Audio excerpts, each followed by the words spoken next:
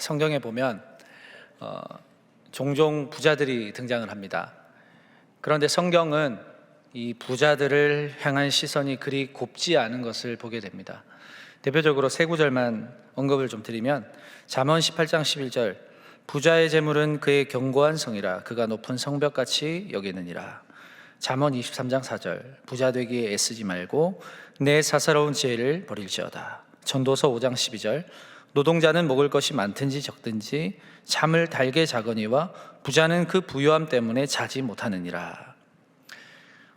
이외에도 많은데요, 성경에서 왜 부자들을 이렇게 평가할까? 모두가 그렇지는 않습니다. 모두가 그렇지는 않겠지만 자신의 부를 인생의 절대적 수단으로 생각하는 부자들이 많기 때문이겠죠. 그 부가 자기를 안전하게 지켜줄 것이라고 생각을 하기 때문입니다. 그 부라는 힘을 가지면 그 힘이 곧 나의 힘이 된다고 생각하기 때문입니다. 이것이 점점 발전되고 변질되면 그 부가 어느새 나의 신이 된다는 이야기죠. 돈을 경배하게 되고 또 거기에 집중하게 되는 것입니다. 여러분, 우리가 하나님을 섬기는 것 가운데 가장 중요한 태도가 무엇일까요? 마음과 뜻과 정성을 다해서 하나님을 섬기는 것입니다. 그리고 하나님께 몰입하는 겁니다. 하나님께 집중하는 것입니다. 이유가 무엇일까요? 그 하나님이 나의 힘이 되시기 때문입니다. 하나님은 절대로 힘을 잃지 않으시는 분입니다. 신실하신 분이십니다. 반면에 부를, 그 물질을 그렇게 생각하는 사람들이 많다라고 하는 것이죠. 막대한 부를 축적해 놓으면 마치 높은 성벽을 쌓아둔 것처럼 든든하다고 여기지만 이 세상에는 절대로 천혜의 요새는 없습니다. 부가 절대로 자신의 삶을 지켜줄 수 없다는 이야기예요. 그럼에도 이러한 불확실한 것에 믿음을 가지고 신뢰하는 사람들이 많고, 특히 부자들 가운데 그런 사람들이 많다는 겁니다. 그만큼 이 세상을 움직이는 돈의 힘이 엄청납니다. 여러분, 그러나 돈은 절대로 신실하지 않습니다. 오직 하나님만이 신실하십니다.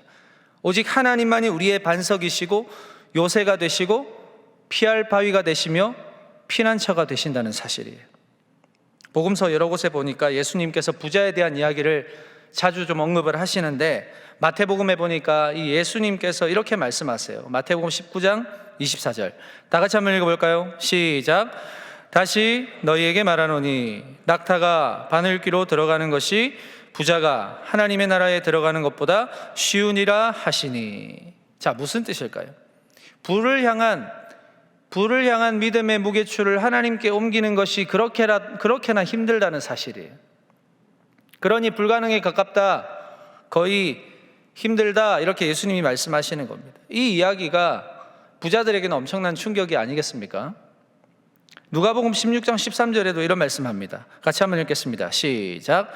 집 하인이 두 주인을 섬길 수 없나니 혹 이를 미워하고 저를 사랑하거나 혹 이를 중히 여기고 저를 경히 여길 것임이라. 너희는 하나님과 재물을 겸하여 섬길 수 없느니라. 분명히 예수님이 결론 지으시는 내용이 뭐예요? 이 세상의 두 주인을 섬길 수 없다. 사람은 절대로 두 주인을 섬길 수 있는 능력이 없다. 그것이 하나님이든 재물이든 둘 다 섬기는 것은, 둘 다 섬기겠다라고 결단하는 것은 거짓말이다. 사랑하는 여러분, 돈이 절대로 여러분의 삶에 신실할 수 없음을 기억하시기 바랍니다. 오직 우리 주 하나님께서만이 여러분에게 신실하신 분이심을 믿으시기 바랍니다. 그 하나님의 사랑의 풍성함은 절대로 돈으로 살 수가 없습니다. 믿음의 이 과감한 결단이 필요한 거예요. 여호수아의 결단처럼 오직 나와 내 집은 여호와 하나님만을 섬기겠노라. 이 놀라운 결단으로 우리가 이 세상에서 신실하신 하나님만을 섬길 수 있는 우리 동안의 모든 청년들 다 되실 수 있기를 주님의 이름으로 축복합니다. 오늘 본문에 보니까 부자 한 사람이 등장해요. 자, 누가복음 19장 2절입니다. 삭개오라 이름하는 자가 있으니 세리장이요 또한 부자라. 세리장이면 세리장이지, 이 누가는, 저자 누가는 이 삭개오가 부자라는 사실을 빼먹지를 않습니다. 이 삭개오를 통해서 독자들에게 이야기하고자 하는 것이 있을 거예요. 이 삭개오의 등장 이전에 우리 예수님께서는 이 누가복음 18장 18절에서 30절에 걸쳐서 이 부자에 대한 말씀들을 한번 언급하십니다. 한 부자 관리가 있습니다. 예수님께 이 부자 관리가 영생에 대한 질문을 하는 내용인데, 예수님께서는 그 관리에게 이렇게 질문하세요. 누가복음 18장 20절입니다. 내가 계명을 하느니 간음하지 말라, 살인하지 말라, 도둑질하지 말라, 거짓 증언하지 말라, 내 부모를 공경하라 하였느니라. 자, 그러자 이 부자 관리가 이렇게 대답합니다. 누가복음 18장 21절. 여짜오되 이것은 내가 어려서부터 다 지켰나이다. 이렇게 대답을 합니다. 지금까지 부자 관리는 자신이 이렇게 된 것이, 내가 이렇게 부자가 된 것이 율법을 잘 지켰기 때문이라고 생각하고 그렇게 믿고 살았다는 거예요. 그리고 그 결과가 부자가 된 것이 나의 복이다, 이렇게 확신하고 있습니다. 여러분, 부는 물질이 많아지는 건 절대 나쁜 게 아니에요. 하나님께서는 부하게 하심으로 복을 주시는 분이기도 해요. 자, 아브라함과 이삭과 야곱, 그리고 성경에 나오는 욥, 이런 사람들은 그 살았던 시대 가운데서는 아주 큰 부자였고 거부였습니다. 자, 이러한 믿음의 조상들이 부자였지만 일반적인 부자들과 다른 점이 있었기 때문에 하나님께서는 이들의 믿음을 칭찬하시는 거 아니에요? 자, 무엇을 통해 알 수 있을까요? 부자는 자신의 정체성 밑바닥에는 과연 뭐가 있느냐가 중요한 것입니다. 밑바닥을 들춰보면 그게 하나님인지 돈인지가 드러난다는 것이죠. 무엇이 자신의 삶의 기반인지 그 밑바닥을 들춰보면 알 수가 있다라고 하는 거예요. 예수님께서 이 부자 관리의 삶의 기반이 무엇인지를 확인하는 질문이 있습니다. 누가복음 18장 22절이에요. 예수께서 이 말을 들으시고 이르시되 내게 아직도 한 가지 부족한 것이 있으니 내게 있는 것을 다 팔아 가난한 자에게 나눠주라. 그리하면 하늘에서 내게 보화가 있으리라. 그리고 와서 나를 따르라 하시니. 자, 이 질문에 부자 관리가 어떻게 반응하느냐가 중요한데, 이 예수님의 질문에 부자 관리는 심히 근심합니다. 이 부자 관리의 삶의 기반이 만약에 하나님이었다면 근심이 아니라 오히려 하나님의 말씀에 순종하지 않았겠어요? 왜요? 자기가 부하게 된 것이 하나님의 뜻이라고 믿은 사람이었다면 하나님이 주신 것이니까 다시 달라고 했어도 하나님 알겠습니다, 드리겠습니다라고 하는 결단이 있지 않았겠어요? 그런데 삶의 기반이 그렇지 않았다는 것입니다. 이 관리는 율법적으로 내가 하나님의 명령을 잘 지켰다라고 자신 있게 대답했지만 예수님이 강조하시는 율법의 근본 정신까지 지키지는 못했다라고 하는 겁니다. 여러분, 율법의 근본 정신이 지켜지고 확장되는 것은 무엇을 말할까요? 자신의 것을 이웃에게 풍성히 나눌 줄 아는 삶, 나로 풍성하게 하신 그 하나님의 은혜를 힘입어서 나도 남을 풍성하게 하는 삶, 이게 율법의 근본 정신이 확장되는 삶이거든요. 그러나 여기까지 이어지지 못하고 그저 자신의 삶을 안정되고 평안하게 만들어주는 그런 절대적인 힘으로서의 물질관을 가지고 있었기 때문에 이 부자 관리는 예수님의 질문에 근심할 수밖에 없었습니다. 그래서 예수님께 이렇게 말씀하시는 거예요. 이 부자 관리만 그런 게 아니다. 그 누구라도 부가 나에게 쌓이게 되면 자신의 정체성의 기반을 하나님으로 유지하는 게 참 힘들다. 이게 낙타가 바늘귀로 들어가는 것보다 더 어렵다, 거의 불가능하다, 이렇게 말씀을 하시는 거거든요. 자, 여러분, 오늘 등장하는 삭개오, 세리장이면서 이 사람도 부자였습니다. 당시 삭개오가 살았던 여리고라는 지역은 국경 도시였어요. 국경 지역이었는데 거기에는 세관이 있습니다. 세관, 가장 비옥한 지역이었고, 그리고 헤롯 왕궁에 있는 팔레스틴 지역에서 가장 부유한 도시 중에 하나였기 때문에 거기서는 세금을 많이 걷었습니다. 자, 신약학자인 케네스 베일리 교수가 쓴 중동의 눈으로 본 예수라는 책에 보니까 당시 시행했던 이 과세 체계에 대해서 설명을 하고 있는데, 자, 당시 과세 체계는 뭐냐면 징세도급제라는 이 체계가 있었습니다. 이 뭐냐면 로마 당국으로부터 세금을 거둘 권리를 그 지역에 사는 사람을 뽑는 거예요. 뽑아서 그 사람은 할당받은 그 지역의 과세액을 한 해가 지나기 전에 로마 당국으로 다시 넘겨줘야 했어요. 로마에 바쳐야 할 과세액은 웬만하면 정해져 있었는데 실상 관련 규정을 정확하게 아는 사람은 세리밖에 없었다라고 하는 거예요. 그러니까 세리가 거짓말을 해도 알 길이 없는 거예요. 알 길이 없고, 세리가 책정한 과세대로 그 시민들은 낼 수밖에 없는 구조였다는 것입니다. 이런 체계가 자연스럽게 어떻게 변질될까요? 세금을 적게 내기 위해서 세리에게 잘 보이겠죠? 돈이 많은 사람들은 잘 보여서 세금을 적게 내고, 그렇게 안 되는 사람들은 세금을 많이 내는 그런 구분으로 이어져 가는 것입니다. 여기에서 나오는 삭개오의 직업은 세리장이잖아요. 그러니까 관세를 청구받는 거예요. 청구받아서 이 자기 밑에 세리들을 고용했던 사람이 삭개오입니다. 그러니까 세리가 아니고 세리장이에요. 이러한 지위에 있었기 때문에 아주 손쉽게 부자가 될 수 있었던 것입니다. 이러한 시대적인 분위기 때문에 과다한 세금으로 고통받는 사람들은 세리는 죄인이다, 이 공식이 생긴 거예요. 나쁜 사람들. 그 정도로 세리는 증오의 대상이었습니다. 아마도 삭개오를 보는 사람들은 덮어두고 저 사람은 부정한 사람, 상종해서는 안 될 사람, 저주받아야 할 사람으로 생각했을 것이 뻔했을 거예요. 왜냐하면 세금으로 부자된 사람이니까. 그러니까 볼 때마다 억울한 것이죠. 자, 여러분, 그러던 어느 날 예수님이 여리고에 들어오셨다는 소식이 여리고 온 동네에 퍼졌고, 많은 사람들이 예수님을 보기 위해서 구름대처럼 몰려들던 그 차에 삭개오도 예수님의 소문을 들었습니다. 그는 세리장의 직업을 가지고 살고 있었지만 그는 평소에 어쩌면 자신의 존재에 대해서 고민하고 있지 않았을까라는 생각을 해요. 왜냐하면 사람들이 자기를 그렇게나 증오하고 멸시하고 욕을 하고, 그러니까 나는 돈이 많은 것 빼고는 사실은 내세울 게 하나도 없는 거예요. 영혼에 대한 고민들을 하지 않았을까라는 생각을 합니다. 그의 삶, 환영받지 못하는 하루하루, 그는 존재 자체가, 살아있는 것 자체가 죄일 정도로 당시 사회 속에서 비난의 대상이었기 때문에 아마도 그 삭개오는 삶의 돌파구가 필요하지 않았을까라는 생각을 하는 겁니다. 그런 하루하루를 살던 삭개오에게 들려진 소식 하나, 예수님께서 여리고에 오셨다. 삭개오는 예수님이 누구신지 궁금했습니다. 그러나 너무 많은 인파에 둘러싸여서 예수님이 보이지 않았어요. 설상가상 삭개오는 키가 작았어요. 문헌에 보니까 150 이하라고 이야기를 하던데, 그 정도면 참 너무 딱한 상황 아닙니까?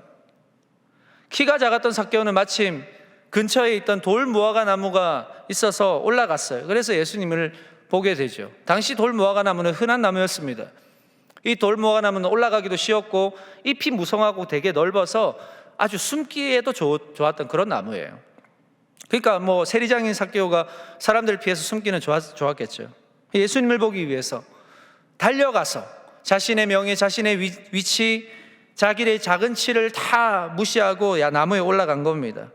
자, 여러분, 근데 그때 그 수많은 틈에 둘러싸여 있던 예수님의 시선이 더 돌무화과 나무에 올라가 있는 삭개오에게 향하게 됩니다. 여러분, 이상한 일이죠. 수많은 사람들이 예수님을 둘러쌌는데 예수님의 시선은 돌무화과 나무에 올라가 있는 부자에게 향했다는 이야기예요. 이유가 뭘까요? 여러분, 예수님께서 이 땅에 오신 목적을 절대로 까먹으시면 안 됩니다. 예수님이 심심해서 이 땅에 내려오신 게 아니에요. 예수님은 이 땅에 오신 목적은 죄인을 위해서 오신 거예요. 죄인을 구원하시기 위해서 오셨다는 것입니다. 영혼의 병을 진단하고 고치시기 위해서 오셨다는 이야기예요. 예수님께서 눈을 들어 병든 자들을 살펴보니까 가장 먼저 진단해야 될 사람이 저 돌무화과 나무 위에 있다는 것을 알게 된 것입니다. 그 여리고성에서 삶에 찌들고 하루하루 어둠 속에 살아가는 사람들의 그 마음속에 있는 분노와 억울함, 화가 가득한 그 상황이었다는 사실을 예수님은 보시게 되는데, 그 사람들의 울분과 그 화와 치밀어 오르는 그 증오의 마음의 상당 부분 지분을 차지하는 사람이 삭개오였다는 것을 알게 되신 거예요. 삭개오 때문에 우리가 부당한 삶을 살고 있다. 삭개오 때문에 모든 일이 꼬였다. 모든 잘못은 삭개오 때문이다. 저 죄인은 벌을 받아야 한다. 이게 여리고 당시 분위기였다는 것이죠. 그러나 돌무화과 나무를 바라보시며 예수님이 하신 한마디가 무엇입니까? 삭개오야, 삭개오야. 이름을 부르신 거예요. 사람들은 삭개오라는 이름 삭자도 들이밀긴 너무나도 치욕스러우니까 저 세리장, 저 죄인 이렇게 부르었지만 예수님은 삭개오야. 오늘 우리의 이름도 그렇게 부르시는 분이 바로 우리 주님이신 줄로 믿습니다. 평소에 일면식도 있는 것이 아니고 삭개오의 호구조사를 먼저 하고 오신 것도 아니고 어떻게 예수님은 삭개오를 아셨을까? 얼마나 유명하길래 예수님도 아실까? 여리고 사람들이 알려줬을까요? 물론 그랬을 확률도 있습니다. 그런데 다른 이유가 있다고 치더라도 우리 예수님 모르시는 게 어디 있어요? 다 알고 계시죠. 예수님은 모든 것을 다 아십니다. 예수님이 삭개오도 다 알고 계셨다라고 하는 것이에요. 여러분, 삭개오의 이름의 뜻이 무엇인지를 찾아봤어요. 그 삭개오의 이름은 헬라어로 자카이오스, 영어로는 퓨어예요. 퓨어. 여러분, 퓨어라는 뜻을 아시죠? 순수한, 맑은, 의로운, 이런 뜻이에요. 아주 좋은 이름의 뜻이에요, 삭개오라는 이름. 그런데 이 삭개오는 그 이름에 걸맞지 않게 그의 삶은 퓨어가 아니라 임퓨어였어요. 순수하지 않은, 불결한, 더러운 그런 삶이었다는 이야기예요. 원래 순수하고 맑은 상태였던 하나님의 백성이 죄라는 불순물에 오염이 되어서 임퓨어의 삶을 살고 있었던 것입니다. 여러분, 저자 누가는 이 삭개오, 임퓨어라는 인물의 이미지를 다시 퓨어로 정화시켜 주실 분으로 예수님을 소개하고 있습니다. 삭개오의 이름을 부르신 예수님께서는 그를 내려오라고 하셔서 그의 집에 유하여야 하겠다라고 한 말씀과 함께 그의 삶에 본격적으로 침투하셔서 그의 임퓨어를 퓨어로 돌려놓고 누구든지 나를 영접하고 죄를 회개하면 그 누구나 하나님의 백성이 될 수 있음을 이곳 여리고에서 죄인들에게, 모든 죄인들에게 선포하시고자 하신 것입니다. 당시 가장 비난과 저주를 한 몸에 받고 있던 이 세리, 이 부자였던 삭개오를 통해서 모든 부정함에서 정함으로 죄인에서 의인으로 바꾸시는 하나님의 놀라운 계획이 이 여리고에서 펼쳐지고 있는 거예요. 예수님께서 삭개오를 보신 또 한 가지 이유가 무엇이냐면 예수님은 자신이 이 땅에 종으로 오심을 알게 하시기 위함이었습니다. 예수님은 가장 높으신 분이시지만 가장 낮은 곳에 오셨어요. 그런 낮은 자리에 계셨기 때문에 낮은 자들, 상처와 고통 속에 살아가서 고통스러워하고 있는 그 사람들을 보시는 거예요. 이게 예수님의 마음이라는 것이죠. 낮은 곳에 시선이 머무셨기 때문에 당연히 낮은 자, 구원받아야 할 자들이 보이는 것입니다. 여러분, 그 자리에 가지 못하면 보지 못하는 게 얼마나 많은지 아세요? 내가 높아지려고 하면 절대로 낮은 사람들을 볼 수가 없습니다. 구원받을 만한 자들이 보이지 않는다는 것입니다. 상처에 짓눌려서 고통스러워하는 자들이 보이지 않습니다. 그러나 예수님이 종으로서의 시선으로 사람을 바라보셨기 때문에 보이는 거예요. 이것이 우리가 가져야 할 예수님의 마음입니다. 자, 빌립보서 2장 5절에서 이렇게 말합니다. 다 같이 읽어보겠습니다. 시작. 너희 안에 곧 그리스도 예수의 마음이지. 자, 이 마음이 뭘까요? 빌립보서 2장 6절에서 8절 시작.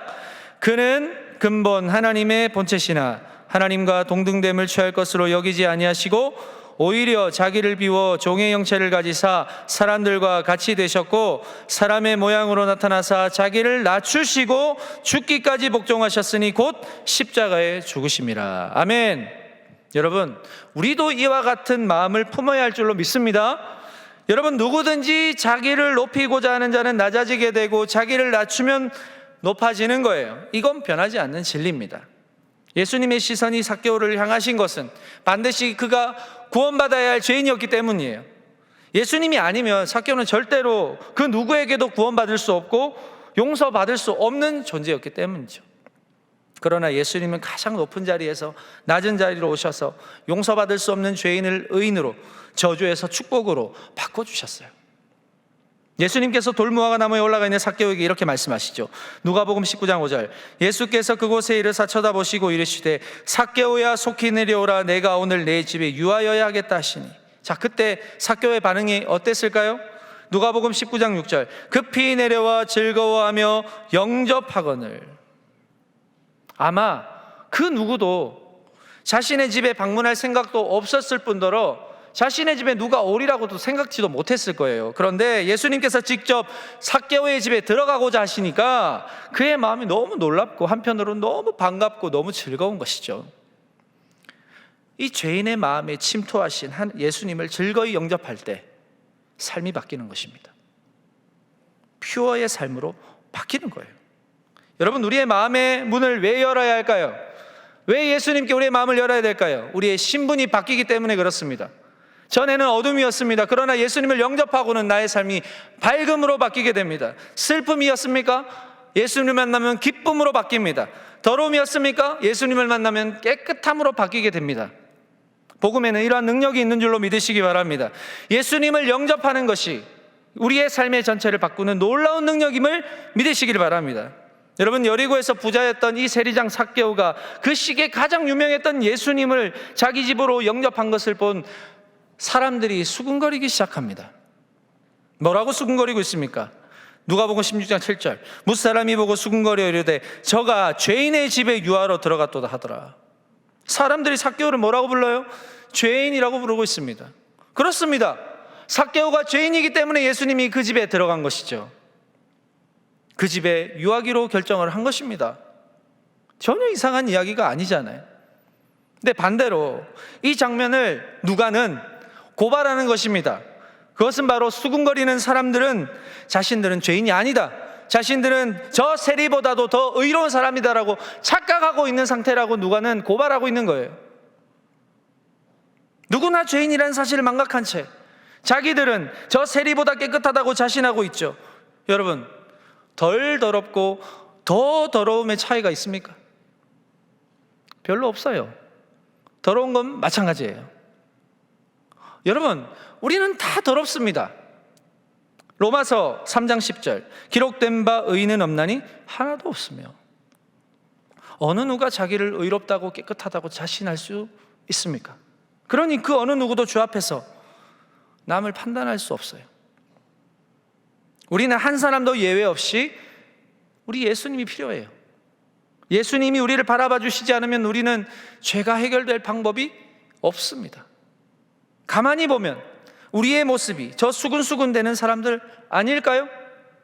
예수님이 죄인의 집에 들어가시는 것이 지극히 당연함에도 불구하고 이 예수님이 왜 이 땅에 이 땅에 왜 오셨는지에 대한 목적도 모른 채 예수님이 하시는 일을 못마땅해 하고 오히려 자신은 저 세리장보다도 더 의롭다고 착각하는 그런 마음의 상태는 아니냐는 겁니다.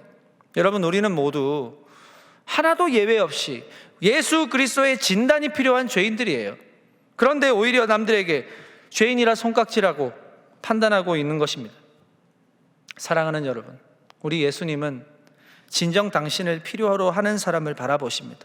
정말로 간절히 찾는 사람에게 시선을 두십니다. 내 죄가 너무 무거워서 예수님이 아니면 해결이 안 된다는 것을 인정하고 손을 내미는 사람에게 찾아오시는 거예요. 예수님이 유명하니까 구경하고 싶어서 수많은 인파가 예수님을 둘러쌌지만 정말로 간절하게 예수님을 원했던 사람은 다름 아닌 삭개오였어요. 그리고 예수님은 그 삭개오에게 응답하신 것입니다. 자신의 집으로 영접한 후에 삭개오가 예수님께 뜬금없이 고백하는 내용이 참으로 놀랍습니다. 누가복음 19장 8절입니다. 삭개오가 서서 주께 여짜오되 주여 보시옵소서, 내 소유의 절반을 가난한 자들에게 주겠사오며 만일 누구의 것을 속여 빼앗은 일이 있으면 내 갑절이나 갚겠나이다. 삭개오는 인생에 엄청난 충격을 경험합니다. 무슨 충격입니까? 구원의 충격이었어요. 예수님 앞에 대면했을 때, 예수님의 얼굴을 대면했을 때, 예수님 앞에 내가 섰을 때 나는 퓨어가 아니라 임퓨어라는 사실을 발견했어요. 예수님이 베푸신 사죄의 은총 안에서 누가 시킨 것도 아니에요. 근데 그 안에서 예수님을 바라보고 내가 너무나도 죄인이라는 것을 발견한 그 순간 내가 뭘 해야 될지를 발견한 거예요. 무슨 일을 내가 해야 되는가? 그건 바로 자신의 든든한 피난처인 줄만 알았던 그 불을 내려놓는 일이었습니다. 이것이 오히려 지금까지 자신을 더 평안하게 하고 건강하게 하고 안전하게 하는 도구가 아니라 오히려 자신을 짓누르는 그런 도구였다는 사실을 발견하게 된 거예요. 이제 삭개오의 피난처는 누굽니까? 예수 그리스도. 그 예수님께서 자신의 삶의 기반이 되시고 정체성이 되셔서 이제 순수한 맑은 의로운 퓨어의 삶, 나누고 베풀고 더 사랑하는 삶으로 살아가는 삶으로 삭개오가 바뀌는 겁니다. 부자가 천국에 들어가는 것이 참 어렵다라는 그 예수님의 말씀을 보란 듯이 그 예수님 앞에서 역전시켜버린 현장, 바로 여기인 거예요. 사랑하는 여러분, 저와 여러분은 저마다 이름을 가지고 있습니다. 각자에게 맞는 이름이 있습니다. 그러나 우리는 지금 그 이름에 걸맞는 삶을 살아가고 있습니까? 우리에게 사랑이라는 이름을 주셨는데 우리는 미움의 삶을 살고 있지 않습니까? 우리에게 거룩이라는 이름을 주셨는데 우리는 부정한 삶을 살아가고 있지 않습니까? 용서라는 이름을 주셨는데 우리는 정죄의 삶을 살아가고 있지 않습니까? 여러분, 우리가 굳이 돌무화과나무로 올라가지 않아도 예수님은 우리를 아세요. 우리가 누구신지를 다 아시지만 이 삭개오는 예수님을 향한 구원의 갈망을 명예와 체면 다 제껴두고 돌무화과나무에 올라감을 통해서 표출했다는 거예요. 이 정도로 내가 예수님을 봐야겠다. 예수님이 궁금하다. 여러분, 이 땅에서는 우리가 누리는 것으로는 구원에 이를 수 없고 오히려 더 무거워지는 자신의 영혼의 괴로움을 벗어 던지고픈 갈망이 삭개오에게 있었다는 것이죠. 예수님은 그 간절함을 아셨고 그의 시선을 삭개오에게로 향하신 겁니다. 마가복음 2장 17절입니다. 다 같이 한번 읽어보겠습니다. 시작. 예수께서 들으시고 그들에게 이르시되 건강한 자에게는 의사가 쓸데없고 병든 자에게라야 쓸데있느니라. 나는 의인을 부르러 온 것이 아니요 죄인을 부르러 왔노라 하시니라. 누가복음 5장 32절. 내가 의인을 부르러 온 것이 아니요 죄인을 불러 회개시키러 왔노라. 아멘. 여러분, 예수님에게 있어서 병든 자는 누굽니까? 죄인이에요. 의인이 아니에요. 병든 자가 병이 낫기 위해서는 좋은 의사를 만나야 합니다. 좋은 의사를 만나지 않으면 절대로 병이 낫지 못합니다. 의사가 병을 검사하고 진단하고 환자에게 병이 들었다는 사실을 알려주고 치료를 받게 하는 길을 제시하는 사람이에요. 예수님에게 있어서 병든 자는 구원받지 못한 죄인이었다는 이야기입니다. 이 세상의 모든 죄인들이 그 죄가 주는 고통과 죽음의 공포 속에 살아가고 도무지 자유라는 그 단어는 삶에서 아무런 상관이 없는 인생을 살았기 때문에 예수님이 그 고통과 억눌림을 대신 짊어지시기 위해서 이 땅에 오신 거란 이야기예요. 여리고의 모든 사람들 모두 구원받아야 할 죄인이었습니다. 삭개오만이 아니에요. 다 구원받아야 할 죄인이었다는 이야기예요. 예수님은 삭개오의 집에 베푸신 그 구원을 통해서 뭘 말씀하고자 하시는 걸까요? 너희 여리고의 사람들 모두도 구원의 예외가 없다라고 하는 말씀이에요. 너희도 다 똑같다는 거예요. 구원이 필요치 않은 사람 아무도 없고요, 예수님이 필요치 않은 사람 아무도 없어요. 사랑하는 여러분, 저와 여러분이 삶의 현장 속에서 나도 모르게 내가 비난하는 사람, 못마땅해 하는 사람, 저 사람은 절대 구원받으면 안 된다고 생각하는 사람이 있을지도 모릅니다. 주님이 다시 오시는 그날까지 우리는 절대로 판단하는 사람이 되면 안 됩니다. 우리는 그런 자격이 없습니다. 결국은 덜 더럽고 더 더럽고의 차이예요. 그 더러운 거는 똑같습니다. 흠이 조금 있고 많이 있고의 차이예요. 흠이 있는 건 똑같습니다. 그 차이로 네가 맞네 내가 맞네 갈등하는 건 옳지 않습니다. 우리는 예수님 앞에 서면 그 누구든지 내가 죄인이라는 사실을 뼈저리게 경험할 수밖에 없어요. 구원의 은혜를 경험한 사람은 여전히 구원이 필요한 사람들을 향해 시선을 돌리게 됩니다. 저 사람도 구원이 필요하구나. 나 같은 사람도 구원받았는데 저 사람도 구원받아야 하는구나. 구원의 예외가 없구나. 여러분, 이게 바로 구원을 제대로 경험한 사람이 가지는 마음의 태도예요. 나는 구원받았는데 저 사람은 구원받으면 안 돼, 이런 게 어디 있어요? 그건 가짜예요. 구원의 감격을 회복하시길 바랍니다. 구원의 은혜를 인정하시기 바랍니다. 나만 구원받는 법이 어디 있어요? 다 모두가. 사랑하는 여러분, 여러분의 상처가 치유받고 용기를 얻고 비전을 발견하게 하시는 하나님의 계획이 무엇인지 아세요? 그 크신 하나님의 사랑을 여러분만 누리는 게 아니고 정말로 구원이 필요한 사람들에게도 알려주게 하시기 위해서 여러분들을 회복시켜 주시는 줄로 믿으시기 바랍니다. 한 영혼을 구원하는 일은 예수님에게 있어서 가장 중요한 사역입니다. 죄인 한 사람이 주께로 돌아오는 것이 한 영혼이 주님을 영접하는 그 임퓨어의 인생에서 퓨어의 인생으로 회복되는 거. 여러분, 이 귀한 자리 너무나도 놀라운 이 공동체, 은혜가 임하는 이 자리에 여러분만 오실 건가요? 값없이 그 주시는 은혜를 여러분이 생각하는 지금 그 특정 어떤 그 사람도 함께 누려야 하지 않을까요? 물론 내가 살아야죠. 내가 일단은 살아야죠. 살고 봐야죠.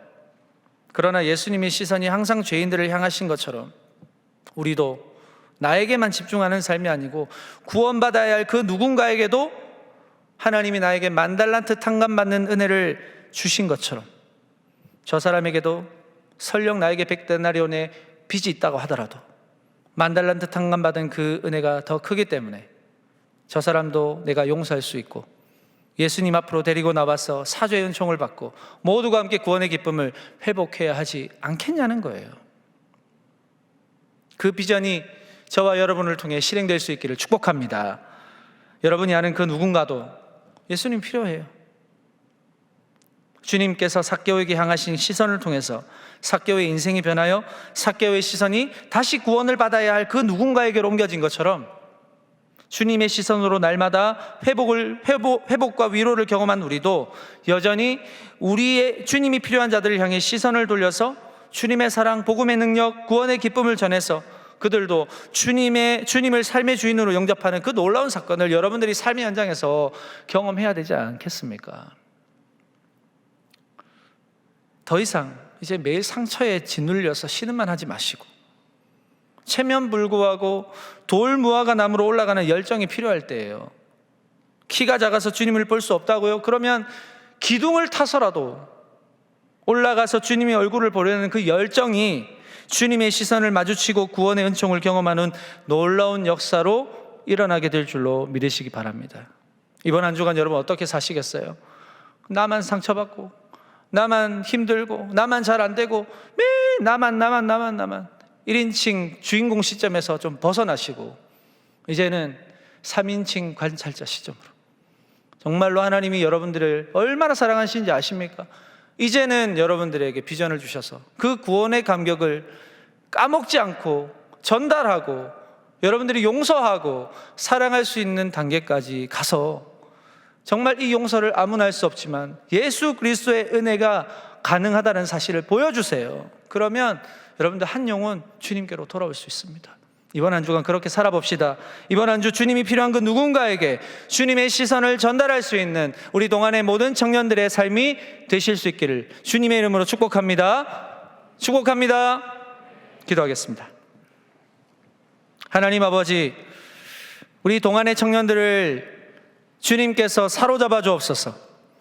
주님의 은혜로 사로잡아 주시고 주님의 사랑으로 사로잡아 주시고 주님의 그 사죄의 감격, 은혜의 감격이 식어지지 않도록 인도하여 주시옵소서. 그래서 나만 항상 나 자신만 바라보는 인생이 아니고 정말로 하나님이 나를 치유하시고 나를 회복시켜 주셨다면 이제는 하나님께서 치유하신 그 사랑의 그 시선을 내가 비난하고 내가 증오하고 내가 미워하는 그 누군가에게 구원받지 못할 영혼은 하나도 없다라고 하는 그 예수님의 마음을 우리도 전달하여서 정말로 모두가 함께 구원의 은총을 맛보고 함께 천국 잔치를 누릴 수 있는 그런 한 영혼을 향한 하나님의 마음을 이번 한 주간 실천하며 살아가는 동안의 청년들 될 수 있도록 인도하여 주시고 힘 주시옵소서. 살아계신 예수님의 이름으로 기도합니다.